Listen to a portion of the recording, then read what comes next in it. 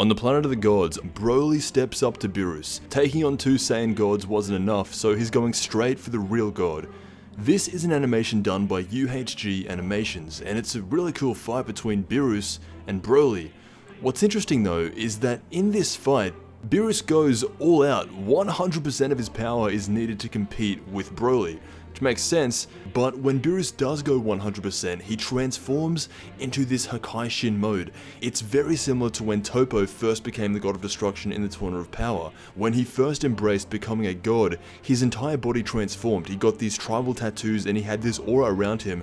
And in this specific fight, it's the same kind of thing. Beerus transforms and he looks completely different, like a raw god. In this depiction, Beerus is 100%. In this form, you see Broly breathing fire, Beerus is Hakaiing his own planet. There is so much going on here that the idea of Beerus having some sort of transformation beyond his regular form, it would make sense because Beerus has never been 100%. And with what's going on in Dragon Ball Super right now, people are starting to think Beerus is getting slowly left behind. You've got guys like Moro, Broly who just showed up and was stronger than everyone. If Beerus stays the exact same, he will get left behind, and that's why I like this animation so much. It puts Broly in his strongest form up against Beerus, and from the start, Broly is winning, but as the fight goes on, Beerus becomes a real god of destruction, shows that real power, that innate god of destruction energy. Beerus has lost full control in this form. He has incinerated Broly and is doing too much damage to the world around him, to the point where Whis looks mad. The look on Whis' face, I've never seen Whis look this mad before in my life. He gets behind Beerus and he knocks him out in this state, showing that even though Beerus has a transformation, Whis is still on another level. This whole animation made me think,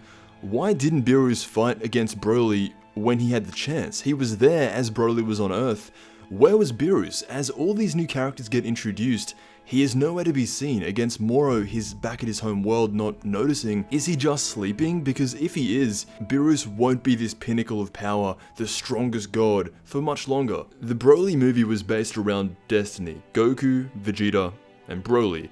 Anyone else is pretty much a side character. In short, that's why Beerus didn't fight Broly, because it wasn't his story and the narrative wouldn't have worked, maybe in the future, but not for this movie. For one of the first times ever, a Dragon Ball movie wasn't strictly about Goku, it was about Broly.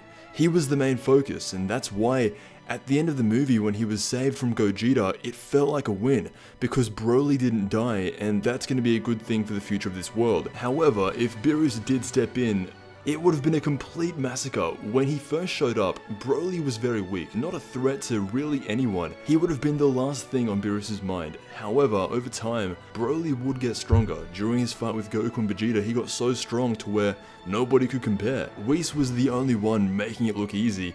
He was able to dance around him casually with his default Ultra Instinct. In fact, Whis was so powerful, he was able to dodge Gogeta's instant transmission. But what about Beerus? For someone who's never gone 100% and had a premonition of a Super Saiyan God seeking out a fight, he, for some reason, didn't want this one. Throughout this entire thing, he didn't even watch. He didn't want to be there. It's strange because Beerus does like to fight. He's a god of destruction and he had a whole premonition about it, and that's how he met Goku. So why, when Broly showed up, Beerus didn't want anything to do with him? The only thing Beerus did was babysit Vegeta's kid, retiring Piccolo out of a job. Beerus wasn't interested in fighting Broly or even watching. Narratively, the reason for this is because this wasn't a story about Beerus. It's about Broly and the Saiyans. But it's another example of Beerus never going 100%. If all these mortals naturally start becoming stronger than Beerus, what is that gonna say to the other gods of destruction? Clearly, they'll say Beerus isn't fit to be a god anymore. Beerus is relying on what he already has to carry him through these events, and sure, it's working for now, but for the future, it will not keep him as the strongest person in even his own universe. And if Beerus does start training again, hopefully, he will be 100%. Let me know what you think. I want to thank you so much for watching, and I'll see you in the next Dragon Ball video.